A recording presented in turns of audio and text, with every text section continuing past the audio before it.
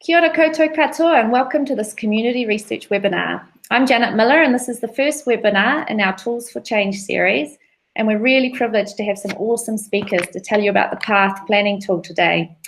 First, I'd like to hand over to Kaye-Maree Dunn to introduce those speakers. Kaye-Maree. O atu Māori e tātou katoa, he mihi mai o kia koutou. I'm very privileged to be co-hosting this very special webinar on PATH, which stands for Planning Alternative Tomorrows with Hope. This webinar will focus on how the PATH planning tool is being used in a range of contexts across Aotearoa and New Zealand as a person-centred planning tool for individuals, whānau, hapu, iwi, as well as the way that it's been utilised as a strategic and organisational planning tool. Today I'm pleased to be joined and introduce my friend and colleague Kataraina Pipi, her amazing kaitautoko and support, as well as her daughter Mere. And then our webinar, we will also be joined by Paora Te Hurihanganui from Te Papa Takaro o Aotearoa, as well as Mere Ruru, the kaiwhakahaere or leader of Ikaroa Rangatahi Social Services, who will share their experiences of using the PATH tool in their work with youth and health and social services and across an iwi Māori context with Māori offenders. Without further ado, I'd like to pass the raka over to you, Kataraina. Whānau mā, enjoy. Kia ora tātou, te tuatahi māku mihi atu kia tātou katoa. Ko Kataraina Pipi tōku ingoa no Ngāti Porou, Ngāti Hine. Thank you for this opportunity to share some learning about PATH. I would like to introduce my amazing daughter, Mariah. I do have two amazing daughters. One is Mere Ruru and the other is Mariah. So Mariah joins me today, and thank you to Paora, Mere in particular for joining, and looking forward to sharing. So, going to talk to you and firstly give an overview of what the PATH planning tool is about. Talk about what is PATH and our experience of using PATH in Aotearoa, and also to show you some examples of PATH. It's a visual planning tool, so it uses colours, pictures and words, so we'll show you some examples of that. Talk a little about the use of PATH in the whānau order context and whānau planning, in community context, and then talk about training and how you can access that training.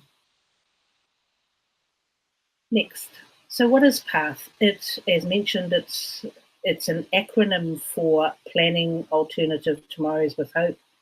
In about the year 2000, I got to go to Canada at the invitation of Paraire Huata, to look at the work of Mamawichi Itata, which is an Aboriginal social services organisation located in Winnipeg. And this is where I first saw PATH. And as many facilitators will know, you're always looking for a new tool to put in your kete. I saw PATH there and being used there, and I asked them about how I could learn about this, and they gave me a video and a workbook, and I, in my usual way, saw Jack Pierpoint's name on there and gave him a ring, and we had a conversation, and from the outset Jack gave his blessing to me to bring this back to Aotearoa and use it. So PATH is a visual planning tool. It's also a really awesome way of gathering information. And we describe it as a tool for change, particularly for individuals, organisations, groups, marae, whānau, hapu, interested in looking at a different way of exploring the future.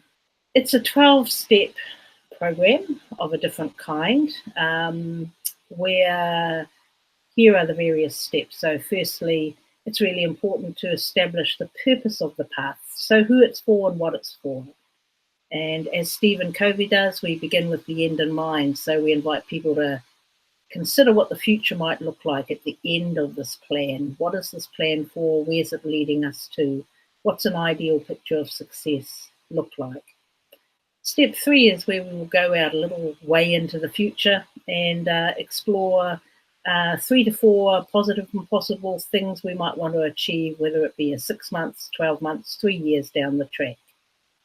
Step 4 is about being grounded in our values. So it is our values that are important and matter to us. And sometimes individually and as whānau, unless prompted to, we've not necessarily ever thought about the things that are important and matter to us.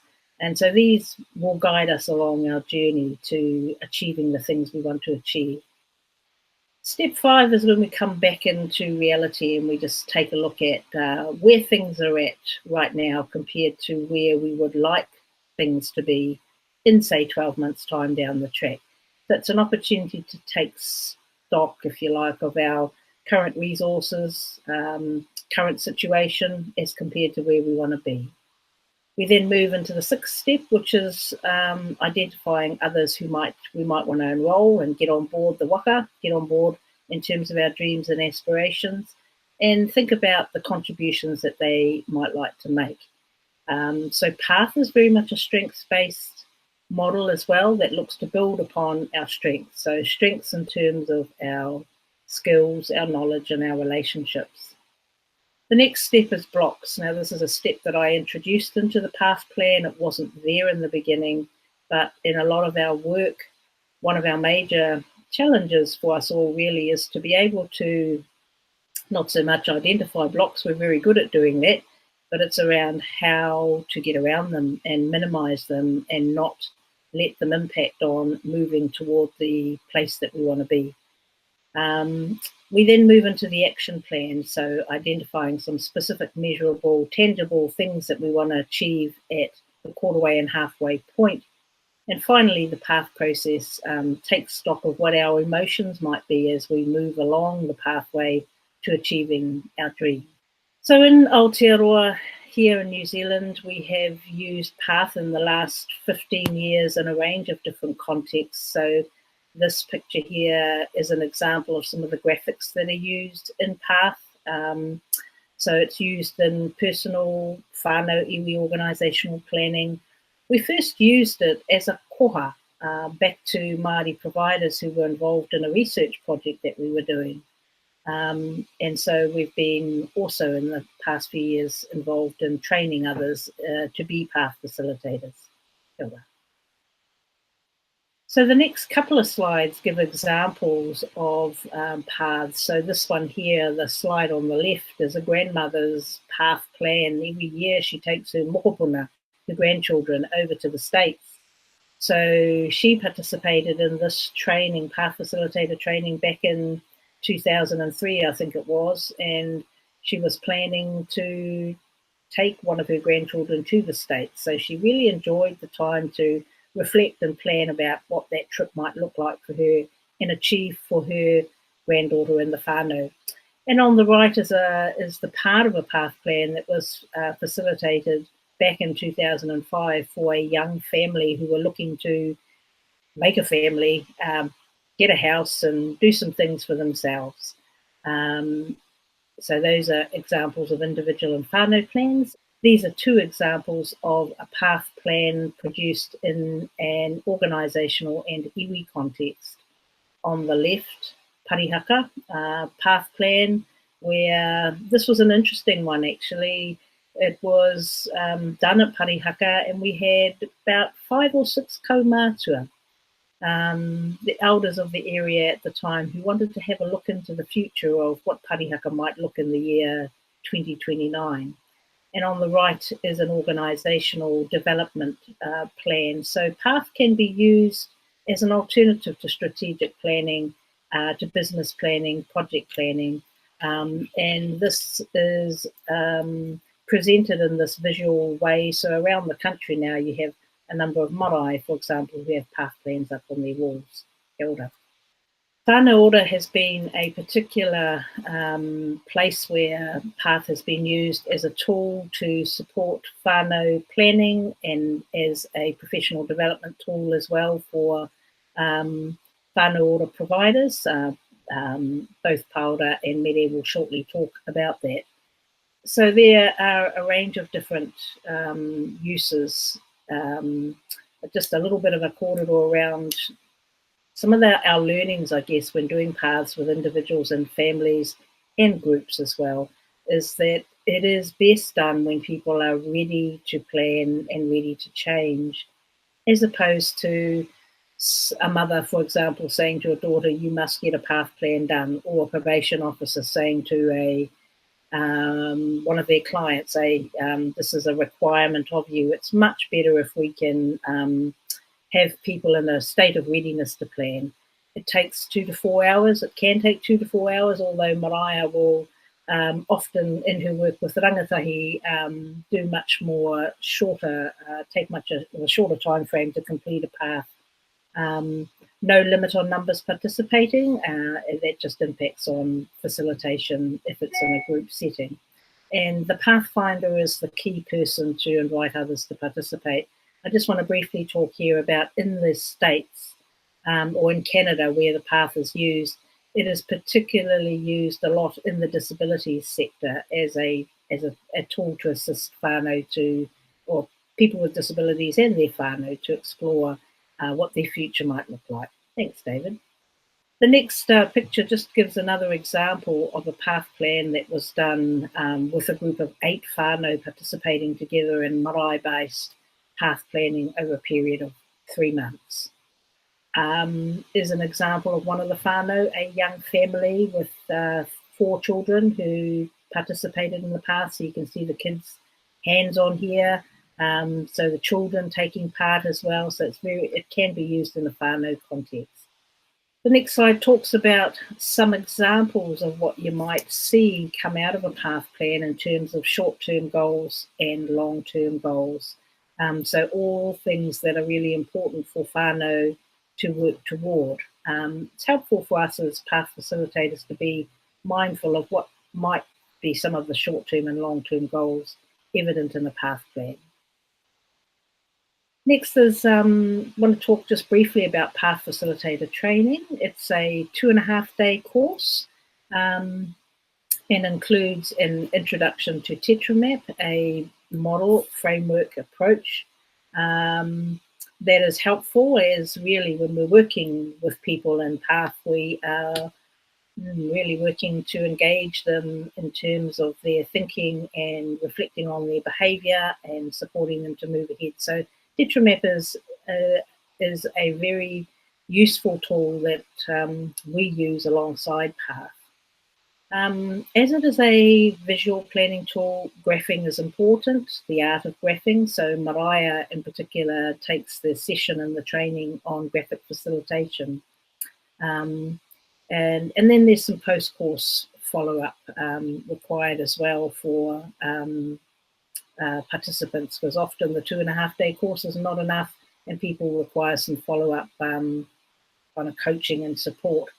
The cost that is there at the moment, generally we work that out on a with each group or people participating, so you can just contact us about that. Next slide, thanks David. Just wanted to talk briefly about the use of Path in communities. So if you're not facilitating one-on-one and you're doing it in a group context, of course that requires a little bit more thinking about some of these key aspects, ensuring that we're really clear prior to the path facilitation itself of who needs to be there, the usual things of time, venue, logistics, and being clear about expected outcomes from the day. This was a hui that we ran, a path planning session that was run up in at Whakapara Marae in Taipukero, where they were doing some planning and looking ahead to building a new wharekai.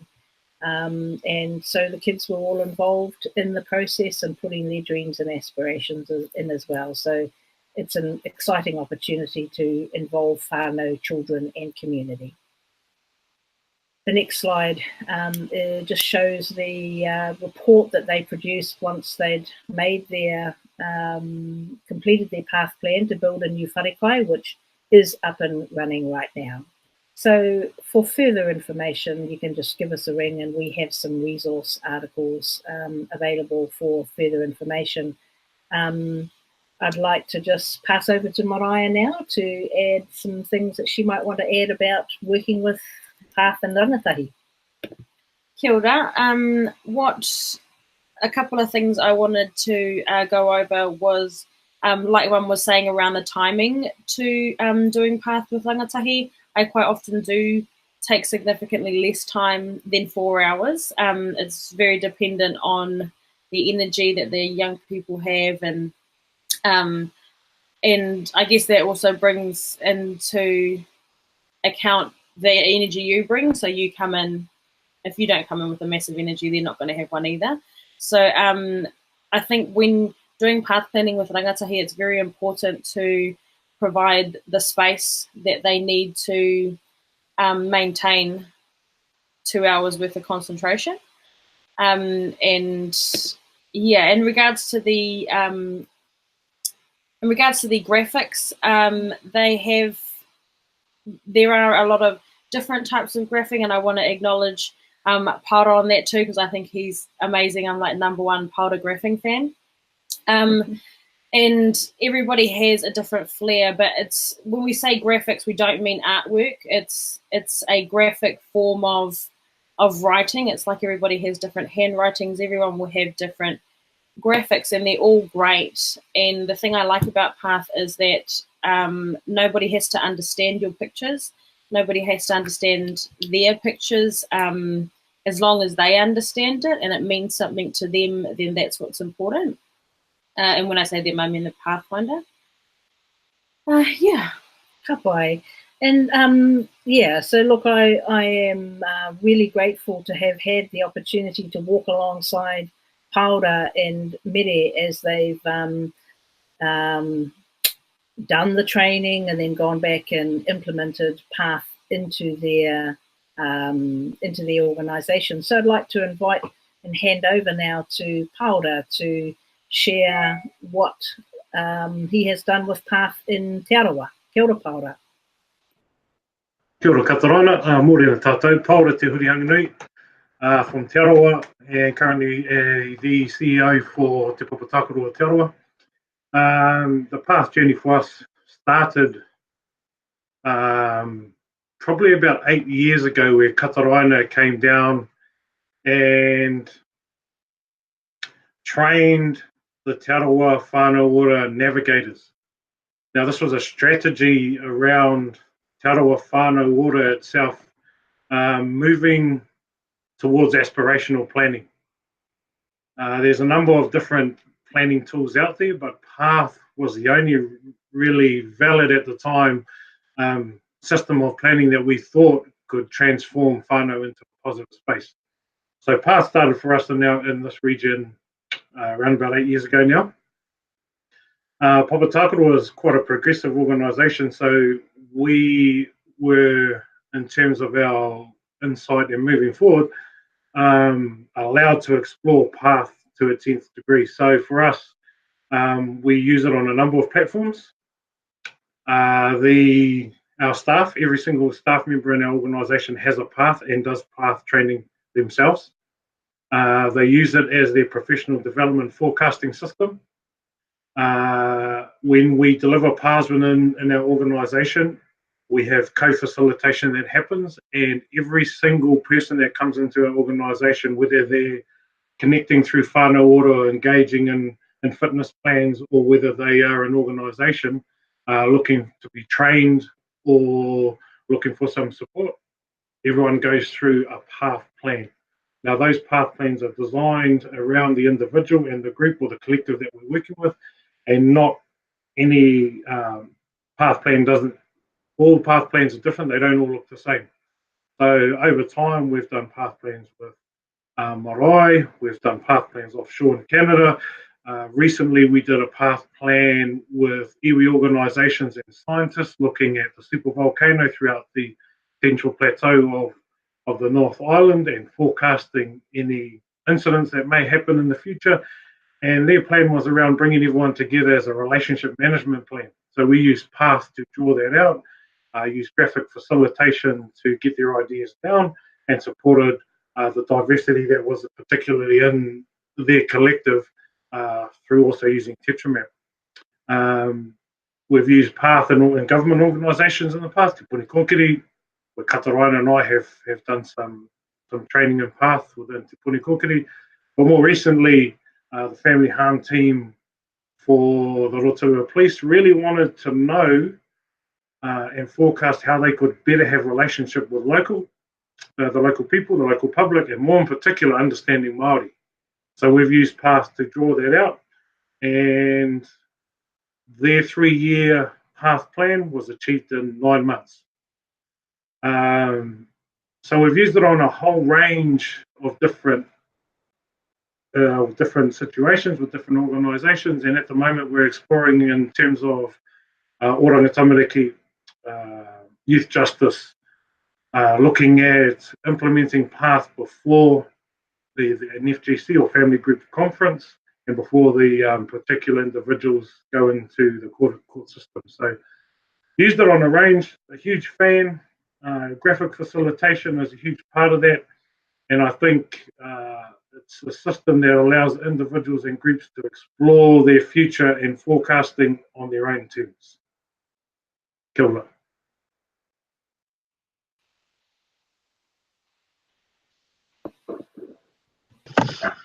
Oh, kia ora, Paora. Thank you so much for sharing your insights as a practitioner.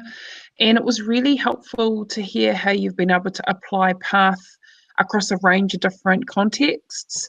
Aroha mai maraea, it was really good to also hear your insights about, again, the way that you apply this process with Rangatahi, and also for somebody that, for myself as a facilitator, I also found it handy to know that graphic facilitation is not art, because I'm a terrible drawer, and so it will be really handy for those of us that are really interested in learning how to participate in the PATH process and use it. You don't have to be Picasso or an amazing artist to be able to create meaningful imagery for the whānau and the participants that go on this process. So that was really awesome. As we are going, whānau who are watching, we're also capturing questions from you. We know we've got about 81 of you live with us today, which is really fantastic. Before we move on to our next speaker, there has been a pātai Kataraina that's emerged from Garth around the Pathfinder. Is it a particular role? Would you like to just respond to that particular question? Kia ora. Essentially, there are 3 roles in a PATH planning session. The Pathfinder is the individual or the group or organisation who is having a PATH done for them. And then there's the PATH Facilitator and then the grapher. So the Pathfinder role is particular to the person or the group that's having the PATH done for them.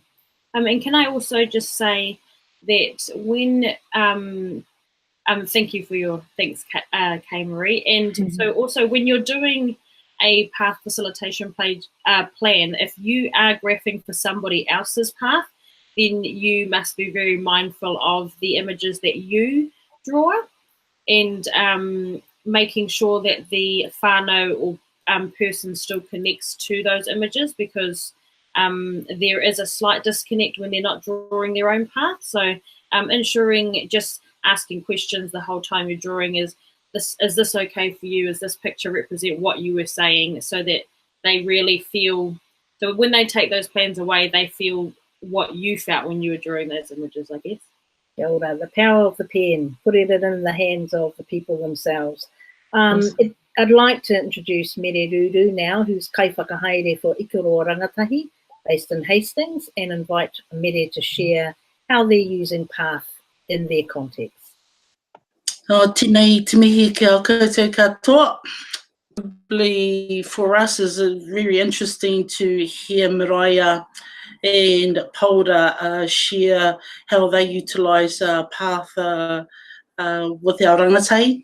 Tikaro Rangatahi's primary services is youth justice, and I've been involved personally with PATH for probably 6+ years, but over the last couple of years I've really engaged it as a way forward for working with our rangatahi and whānau within the youth justice sector.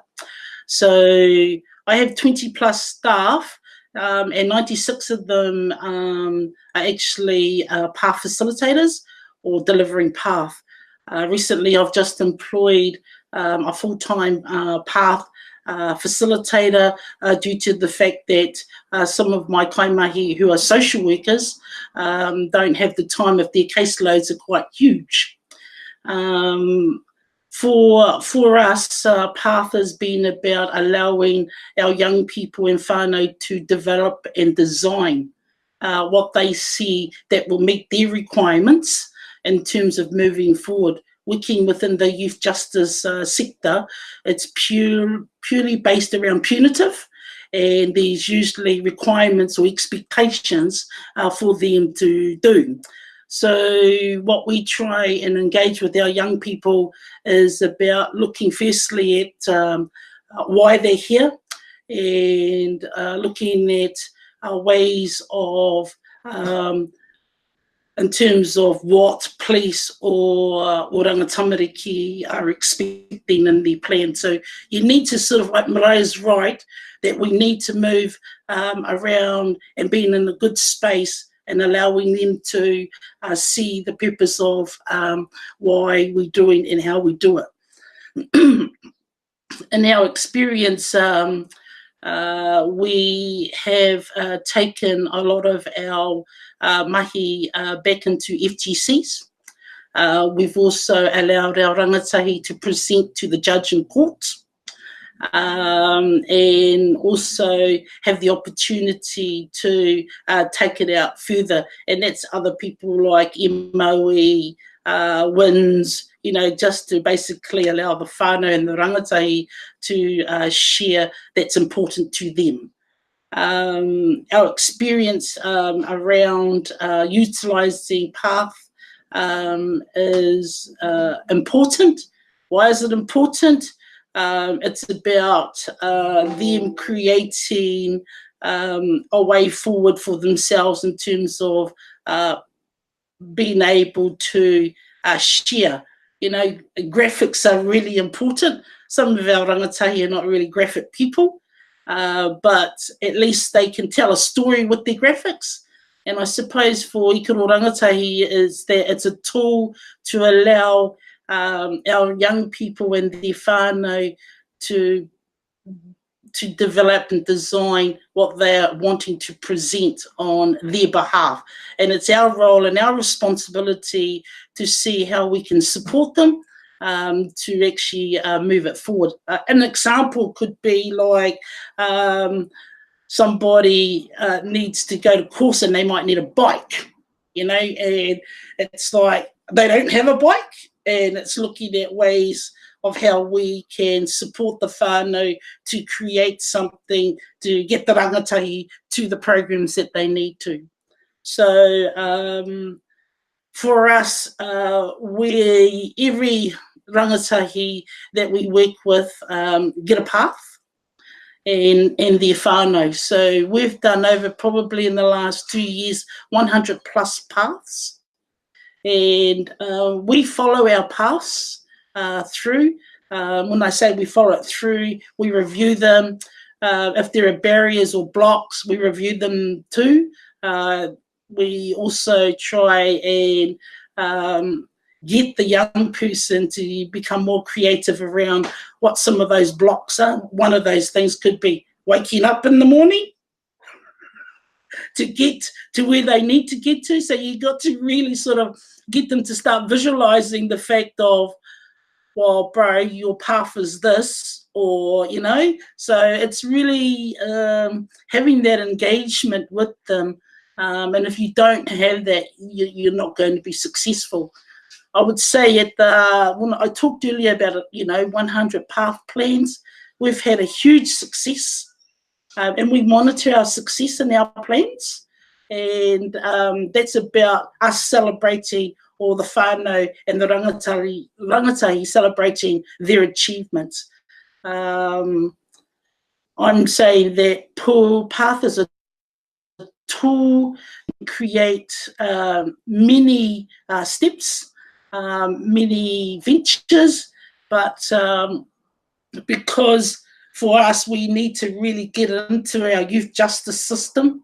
We want to prepare more sort of into FGCs plus the courts. We've gone a bit wider, and the wider is that we're now looking at reintegrating path in the prison for preparing our men coming out, and looking at ways of establishing that. So, you know, I can't speak, I can speak really highly of PATH, and I've just seen the results that it has really achieved.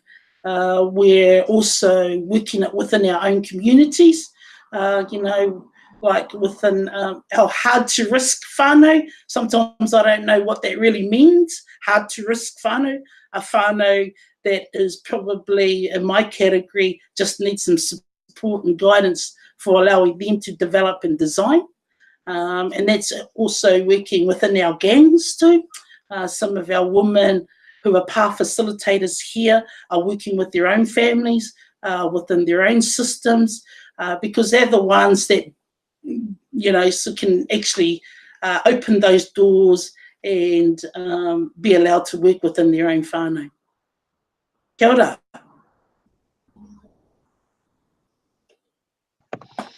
Kia ora, Mere. Hey, look, that was awesome. Again, a really important community-centred context of how PATH is being used. What I really heard there was the importance of enabling the whānau to hold the pen, as Kataraina mentioned earlier, and also Mariah reaffirming the importance of the graphics being utilised, having meaning to the whānau and the participants in the PATH process. So I heard you, Mere, talk about how your team are really utilising that method within your own organisation. So it's wonderful to hear all your staff are trained up in PATH, how they're utilising it in family group conferences, empowering Rangatahi to be able to speak with confidence to judges and tell their story, and then also influencing the way that your kaimahi and whānau are using it within their own whānau context. So the important piece here is how you're not just a passive participant in the PATH journey. In fact, whānau are taking on this experience to be able to share it, and on that ripple effect goes. So I think that's really powerful, and also quite enlightening to hear in your corner of the world, Mere, the mahi that you're still doing, because, you know, I had the privilege of meeting you nearly 15 years ago, with the mahi that you're doing in your community. So it's wonderful to hear how you're continuing to level up and seek excellence by applying the PATH tool. So thank you so much for giving us insights. I think important too for our whānau that are tuned in to really explore how you could potentially pick up this training for your own organisation, because again, it's applicable across a range of different areas, as you've heard, from youth justice, fitness, land, whānau planning, and also in a business context as well, as an alternative to strategic planning. So, kia ora Mere, kia ora Paora.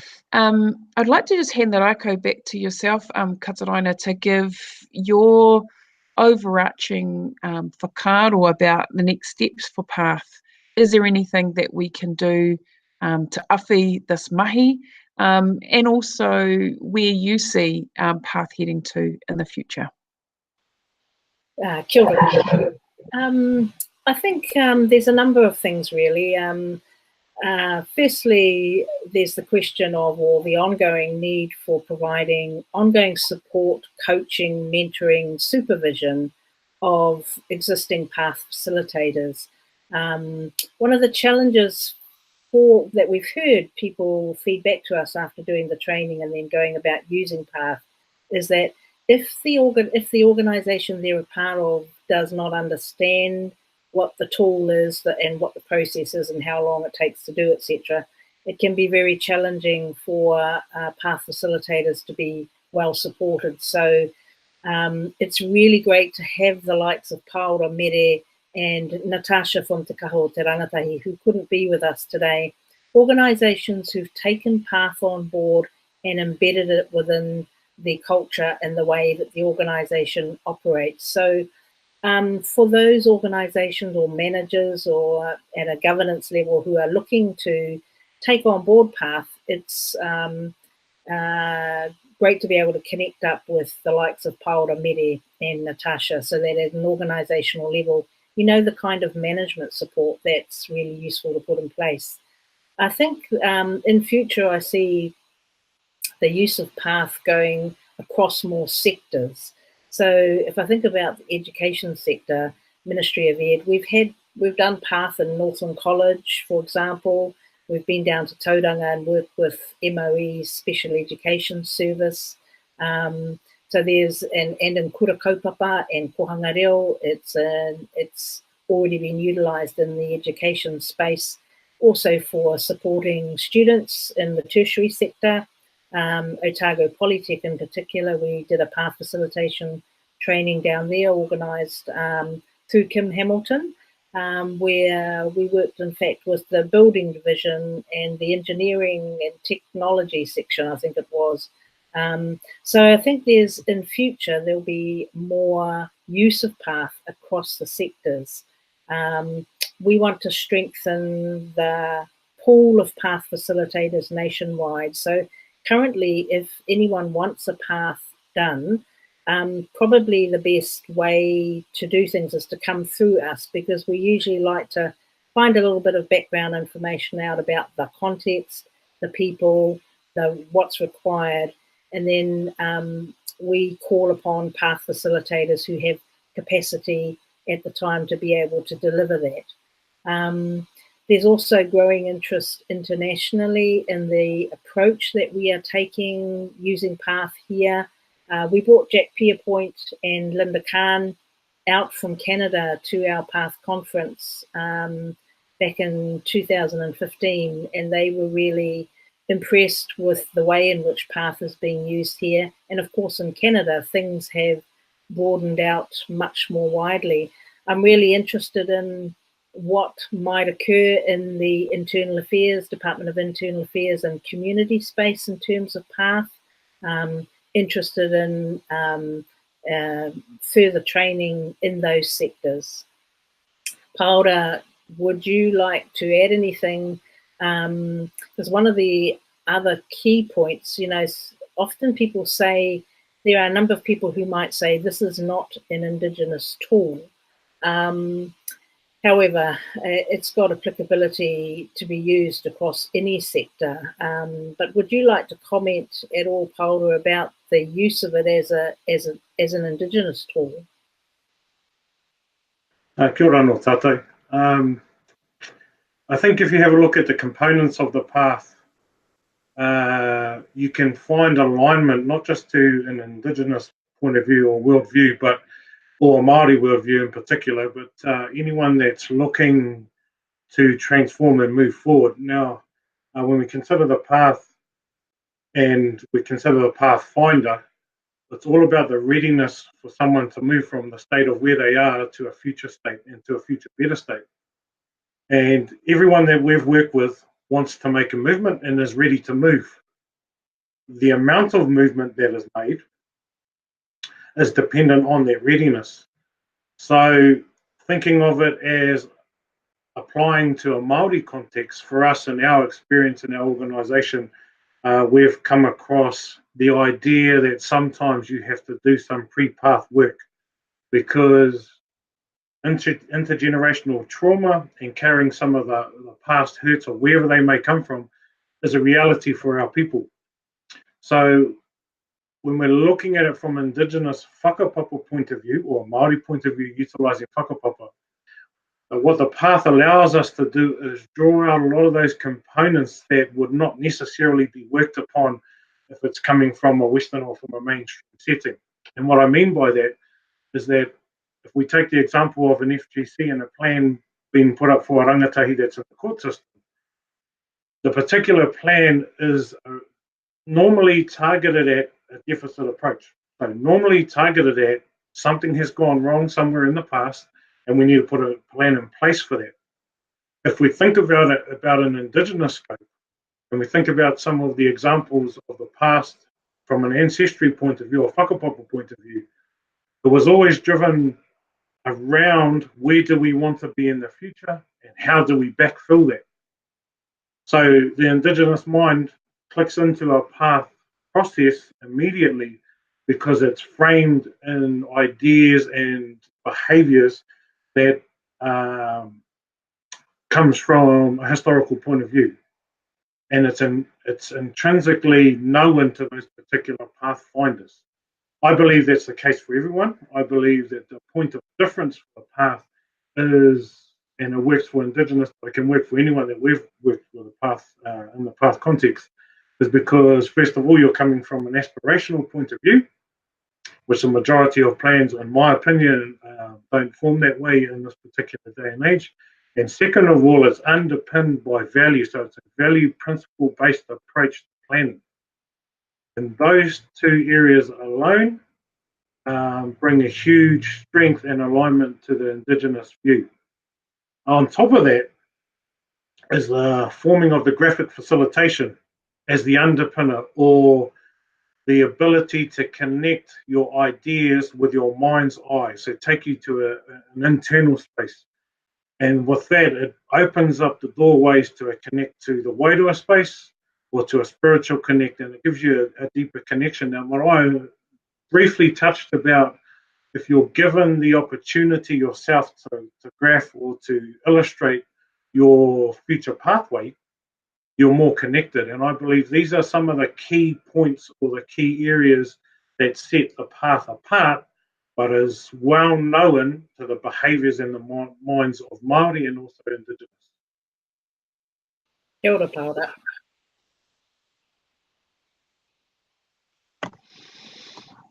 Kia ora. Yeah, that was really insightful, and we've had a couple of questions that have come out through our network, which I think you answered. One of those pātai that emerged was from Mihirangi, who asked if this particular tool is utilised for people who are ready for change. Are there any other tools that are also complementary that you utilise to support our whānau in these contexts? So that's a pātai to all three of you. Well, for me, TetraMap is a tool that I use alongside Path, and there's a whole suite actually of, I call them tools for change. So Waitangi Wheel, which is based on the kind of tapawha in enabling people to do a bit of a self-assessment, not just individually, in terms of all those aspects of taha wairua, tina, ngā hinengaro, etc. SES, Success Evidence Strategies, is another tool that we've developed for particularly useful in pre-path work, where we're looking to build upon people's successes. So it's a tool used to help identify what are the achievements, or what's the person or the whānau or the community's formula for success. Mere, Paora, you want to add any other tools? Kia ora anō. I'll just particularly add one for us, the readiness for change. We use a couple of tools to timeline some of the intergenerational trauma, so we call it timelining, and bring into a space of acceptedness from some of the pathfinders so that they actually know. So what we're taking is kind of like the blocks and barriers and moving it to a front space and really acknowledging those first, so we get through those before we actually move into the path process and use the tools of the suite of tools that are already in existence.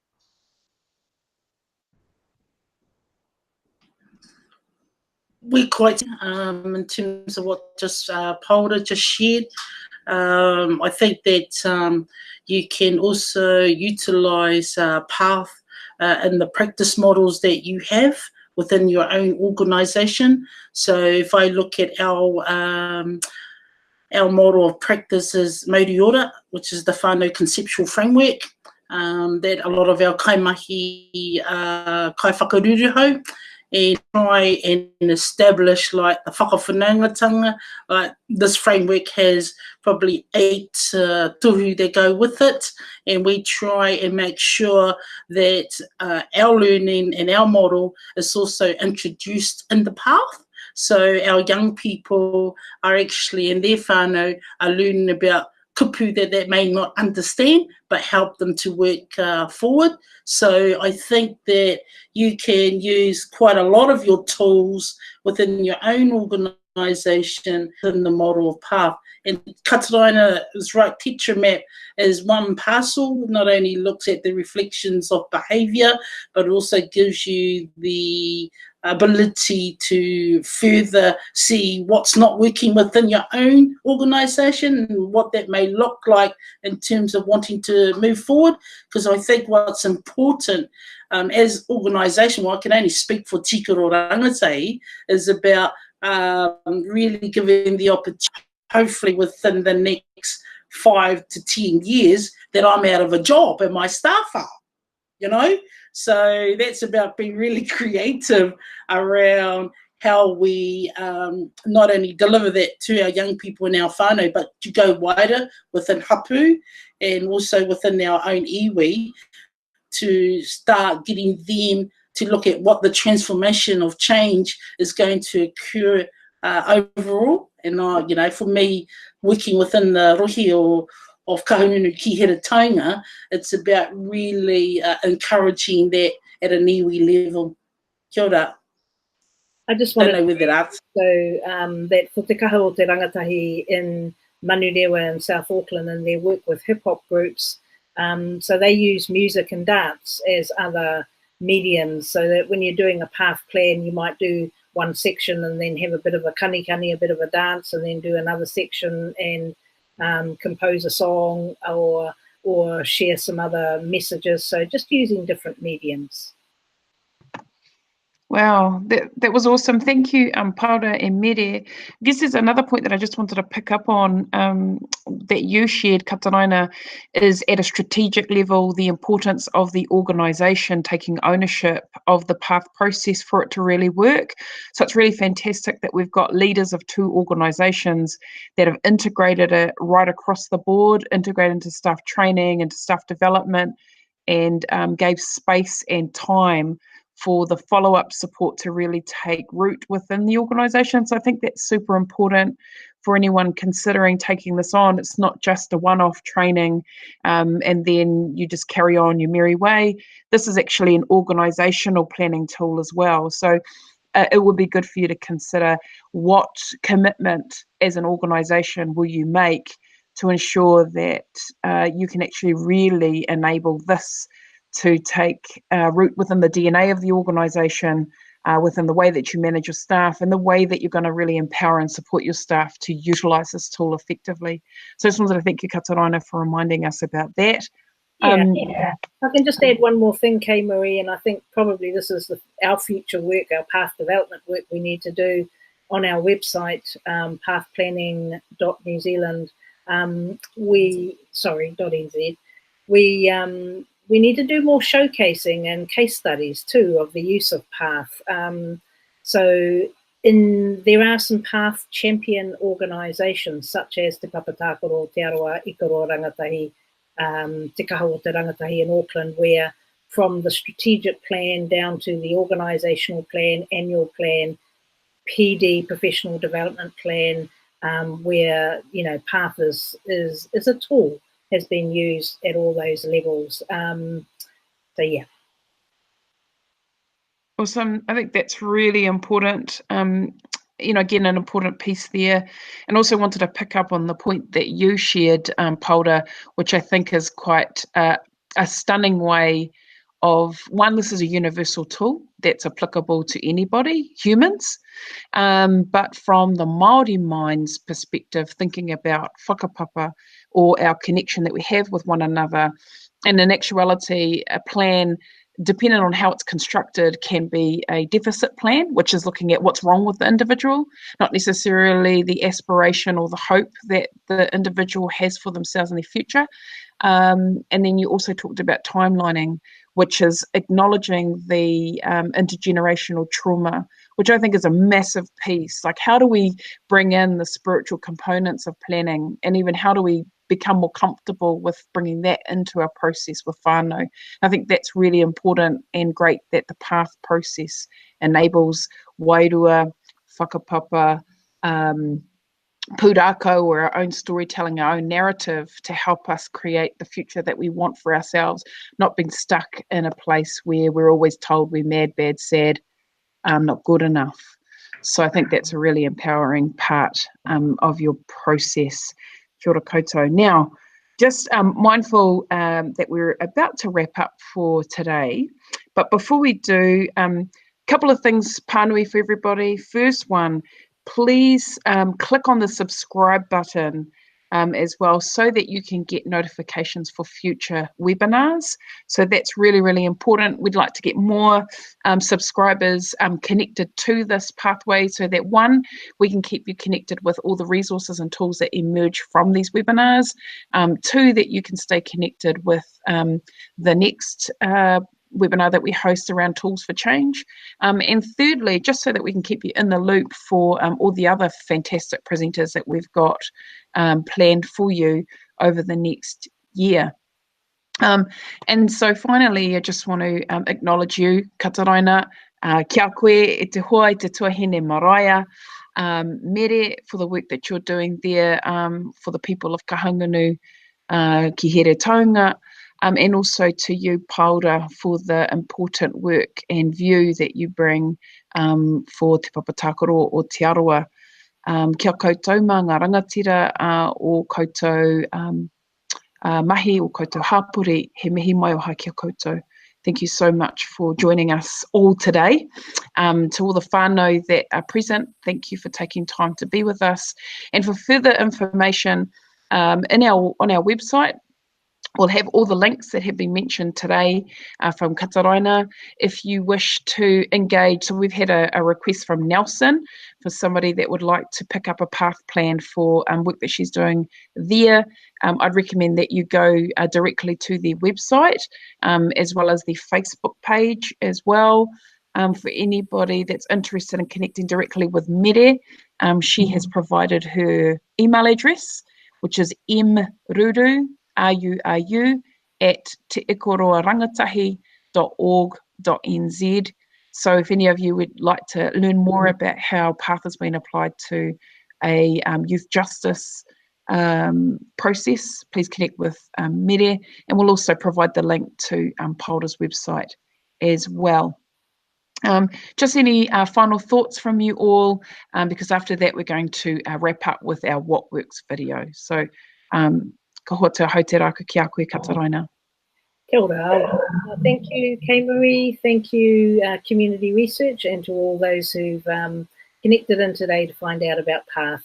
Our next training for PATH facilitators is coming up in October in Auckland, and then we'll be looking to run one in Wellington in November and across to Kaikoura. Nō reira, tēnā koutou katoa. Oh, kia ora koutou. Thank you so much for being with us today. Thank you so much, Janet, David, Nicolasa, who's in the background capturing all the information for us. Finally, it was a real privilege to be able to spend time with each of you. What an awesome taonga this is, a great tool for change, for transformation, to help accelerate our whānau to the tomorrow that they want for themselves.